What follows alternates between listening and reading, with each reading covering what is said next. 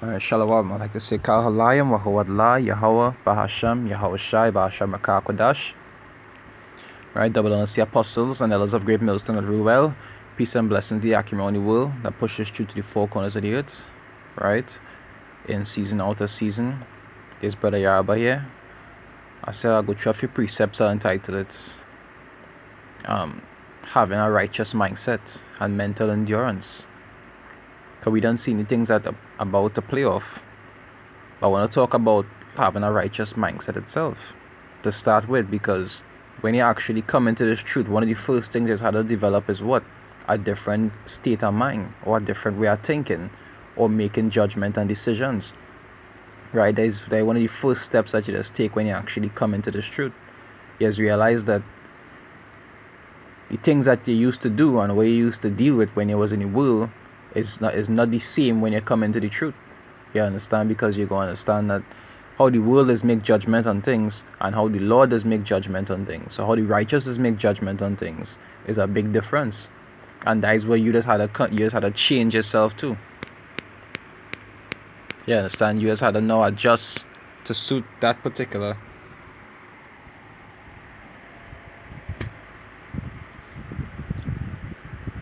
So look here. Right, you just had to adjust to suit that particular that type of thinking. And that is why I'll read this I'll read about verse 1 first, right? Romans 12:1. It says, I beseech you therefore, brethren, by the mercies of the Most High, that ye present your bodies a living sacrifice, holy, acceptable unto the Most High, which is your reasonable service. And one of the reasons why is make it yourself a living sacrifice is because why? You understand that when you do understand righteousness, it's no longer about how it is you want to do things. Like I just say, when a woman get a husband, right? One of the first things she had to learn is to adjust to her husband. You understand? It's not like how Esau this teach that he had to do whatever makes her happy and all this kind of nonsense. You understand? As I just say, servants just had to adjust to masters. Masters do adjust to servants. You understand? They will be lenient and understanding in certain aspects, but it's the servant's job to adjust to the master. If you're children a certain way and you over your children, they had to adjust to suit you. If your wife a certain way, you understand? If before she was married, she was free to do this and that and all the rest. You understand? When she become married, the first thing she had to understand is what? She wouldn't have the freedom to do those things anymore unless she given that freedom by her husband.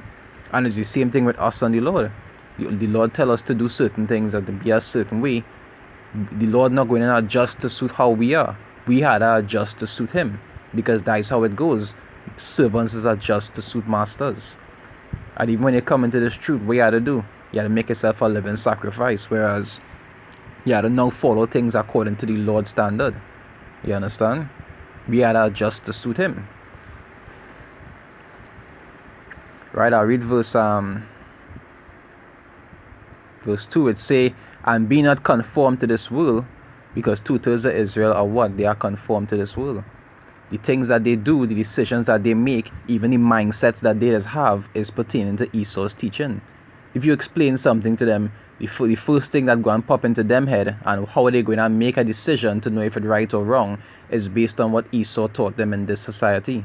Not once they will go to the scriptures and say, well, this is what the scriptures say to do about it, or this right and wrong according to the Bible, and this is how to deal with it. They will always give you some opinion about one of them self-motivational nonsense or whatever other teaching that Esau does give you through his philosophies. You understand? That Babylon juice. But we supposed to what? We're supposed to, it say, and verse 2, it say, and be not conformed to this world, right? Don't be conformed to this world, but be transformed by the renewing of your mind. So your whole way of thinking and making decisions will change. How you used to make a decision about something when you was in the world, when you come into the truth and you understand the scriptures, you're supposed to make judgment according to the scriptures and do things according to that standard. And from the minute you come in the truth, there's supposed to be something you're supposed to be practicing constantly. You understand? Constantly rehearsing righteousness, because righteousness is what? I remember looking for up to this day I could still never find that definition, because righteous goes back to what? It go back to law abiding. But the definition I saw is one that does things in accordance with the Lord, meaning doing it how the Lord said to do it. Because if you're doing it your own way, then that is not righteousness, that is self-righteousness. But if you're doing it according to how the Lord said to do it, or how He said it's supposed to be done, that is when it's righteous. Right? It said, by the renewing of your mind, that ye may prove what is good and acceptable and perfect will of the Most High, because it's not your will. You understand? As the scriptures say, that is in Deuteronomy 1.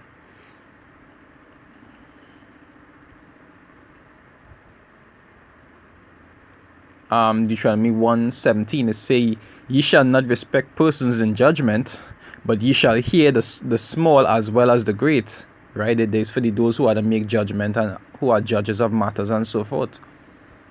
And it say, ye shall not be afraid of the face of man, for the judgment is the Most High's. You understand? The judgment belongs to Yahweh Hashem Yahushai.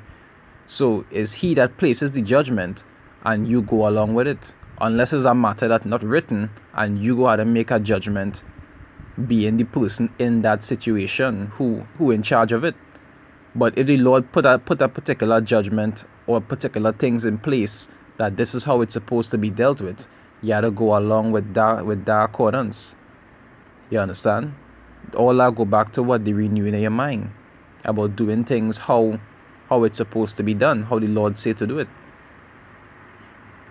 And this is something that you're not only supposed to practice when you come into the truth, but this is also something you're supposed to hold fast to. Why? Because we're reaching the times, and we're coming into the times where the scriptures say many shall depart from the faith. Right? Giving heed to seducing spirits. That is what thing that sing 2 Timothy 4. 2 Timothy 4, 1 Timothy 4.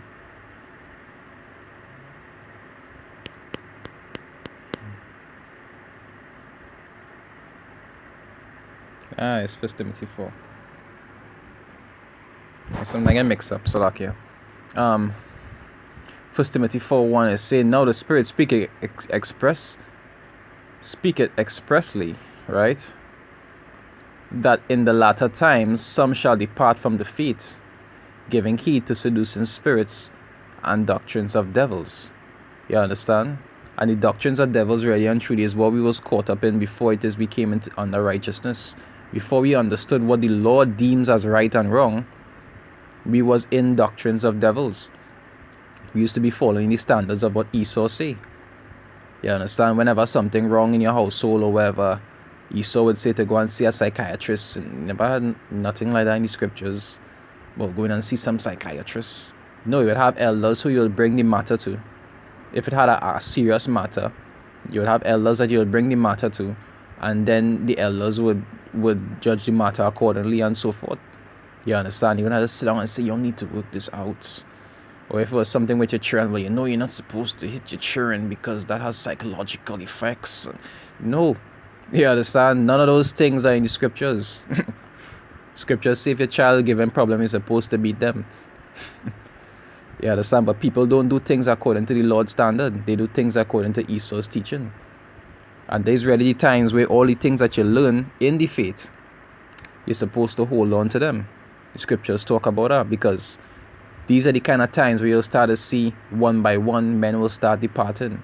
It'll be for the simplest things, or it might be in more drastic times when it is calamity start breaking out. And you'll see people, the scriptures talk about the land being barren of faith. When that time comes, that calamity fall upon the earth, a lot more people going and start to lose faith. Why? Because they'll start to get afraid. They'll start to be afraid. Satan will possess some of them, just like he did Judas, to be able to take that ship, or to betray brothers, or wherever the case may be.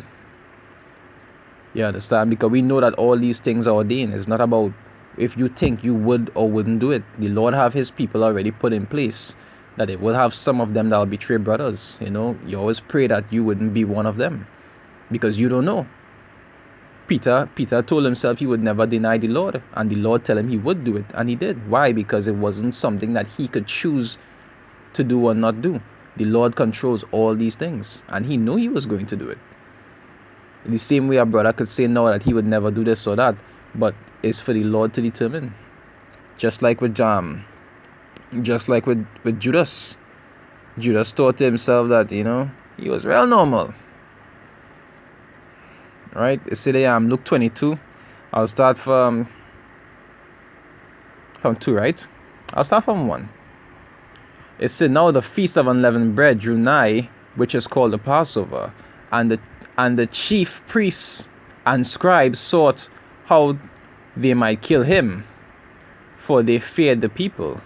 It said, then entered Satan into Judas, surnamed Iscariot, being of the number of the 12. So he was more or less possessed. You'll see like those movies, you'll see like with the Exorcist, when the spirit was in the girl, like, and she getting on crazy. You understand? Judas was more or less possessed, because on a normal head, Judas wouldn't do something like that. But so it was written. You understand? It was written in stone, and it had to be played out that somebody had to betray him. So that was just his lot. And in the times to come, it would have brothers who that would be that their lot also. And when that time does come, it wouldn't be like they want to do it or they don't want to do it. It'll be put in them to do it. You understand? The same way it is put into men to be righteous, and it is put into men to be wicked, it will be put into whoever it is had to be whoever had to be treacherous. Because that is their lot.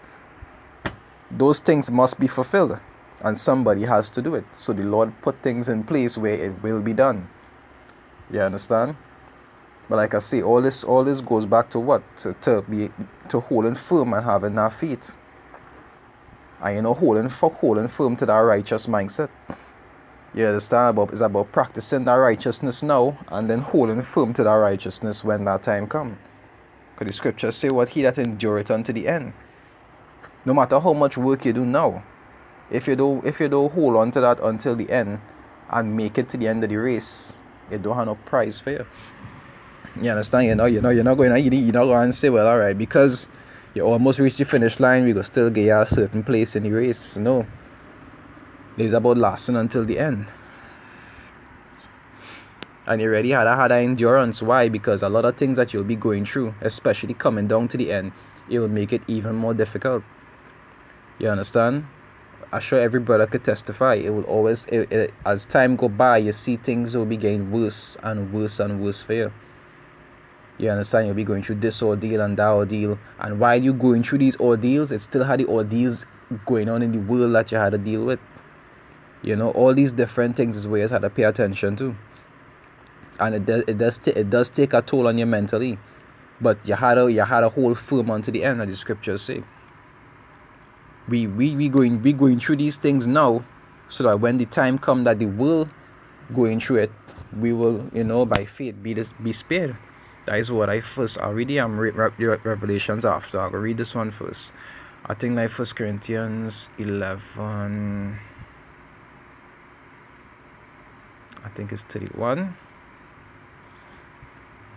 Yeah, 1 Corinthians 11:31. I'll start from 31 and say, for if we would judge ourselves, we should not be judged. Right? So if you're actually holding firm to that righteousness, doing what you're supposed to be doing, you wouldn't be judged by anybody. In the sense, I actually like to say you're doing this wrong, or you're doing that wrong, or even have to be paying for things that you're doing wrong. If you're actually trying to do the correct thing, then you would have less to actually suffer for. But you're supposed to have the mindset that, because you're a man of the Lord, you could do this wrong and that wrong and feel you'll get away with it. All of these things you just have to answer for. Even if you might be of the elect, you will still have to answer for the nonsense that you do, because you're fully aware of what is going on. You're supposed to be judging yourself in the aspect where you're supposed to be making sure that you're trying to, as the scriptures say, offend less, doing as least wrong as you could. You don't just do it just because you could, that kind of way. Especially not under the guise of faith or grace. You have to be mindful of these things. It says verse 32, it says, but when we are judged, right? And we does be judged very, very heavily sometimes, right? Very, very heavily. Like I make the example some time ago, We will do the slightest thing, and we might bounce your foot. You get a backache for 2 weeks, all kind of thing. And people doing wickedness on a constant basis, adultery, this, that, and the next, and you realize that everything is be cool with them, but the Lord, as the scriptures talk, they say, "Who the Lord loveth, he chasteneth." These things happening to you now to keep you in order, and you dealing with your punishments now. When the time come that they had an answer for what it is they do, you and all might feel sorry for them. You understand? You and all might feel sorry for them. Right? They say, but when we are judged, we are chastened of the Lord, that we should not be condemned with the world. Right? So we know that these things we go through is for a reason. We go through it now, so in the time to come, when they going through it, we will be in a good case. Right? And these are always things to keep in mind. These are things that could always give some form of encouragement, or build you up in some way. Always encourage you to actually hold firm onto that righteous mindset, onto doing these righteous things, because as time go by, it go and get more and more difficult. It's going to get more and more difficult until the time manifests who is his chosen. And that is when you will see everybody else will be feeling it, and we will be in a better case than them. But for now, we had to go through what we had to go through. Right? It says, how the saying is go, he who laughs last laughs the best. We mightn't be laughing right now, but eventually, Lord's will, we will get a laugh.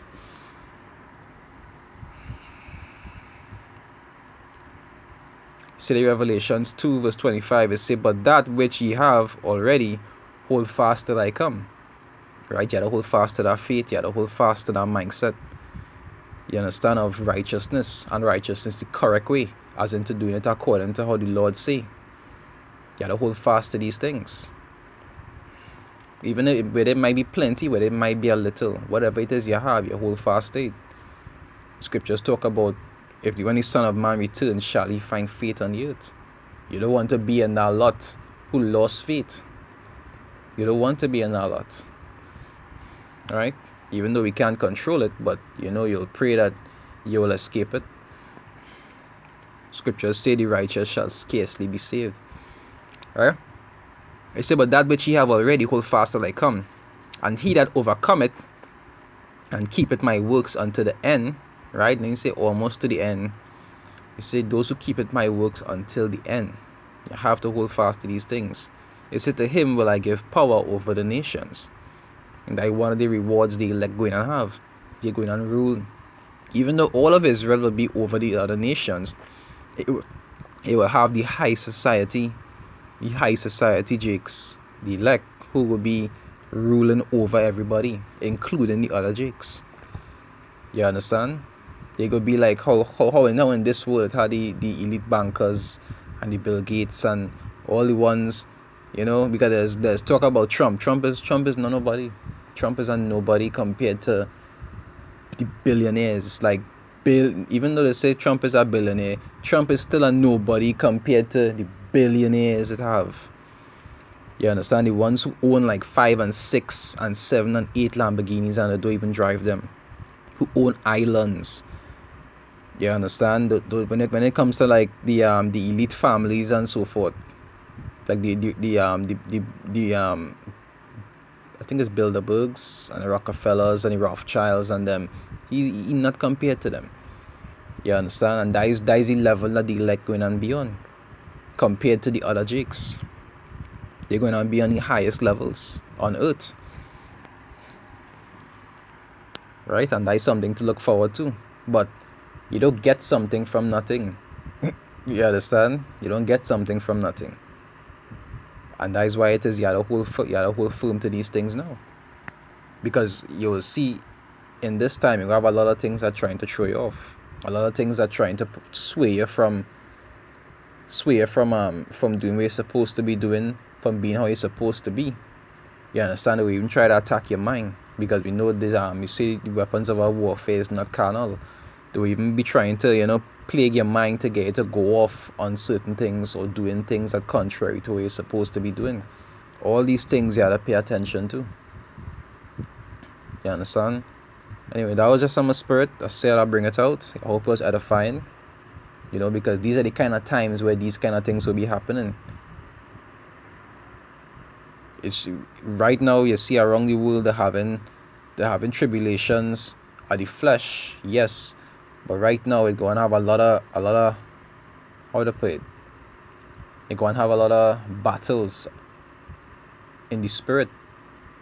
You understand, in the mind, and that is where it start first. Because if you break a man's mind, if you break his spirit, then you get him, right? Just like how you say, just like how it's in a group, it had the head. You understand, your spirit or your mind that come like the head. Once you break that, you get everything. And that's really what these spirits right now will be trying to attack. And they will come in many subtle ways. They will come in things like personal desires, what it is you want other than what you're supposed to be doing. They'll come in many different subtle ways. So you always have to try to be mindful of these kind of things, because they are real nice subtle ways that it has come at you. And if you're not learned, and if you don't have that level of understanding of the Lord working with you, you understand, you will tend to fall to them. So these are things to always be paying attention to. Because the minute that you start actually being righteous and rehearsing righteousness, the first thing it is trying to do is break you off from that, to send you back to where you're supposed to be. Especially knowing the scripture in Matthew. I wouldn't read it, but I will highlight it. I think it's Matthew. I think it's 12. I think it's 12:43. Yeah, Matthew 12:43 to 45. That is a good example. They're always trying to get you back into that. Into that state you once was. Trying to get you to go back into the world, which is something you don't want to be back there, because when you fall back asleep. Scriptures talk about that in Luke. It said the Lord will comfort our servant when he looketh not for him, and he'll break him in sunder. So that exhortation, I hope I was edifying. Try to keep the faith, and always try to be rehearsing our righteousness, not according to how you desire it, but according to how it's supposed to be. With that, I say shalom.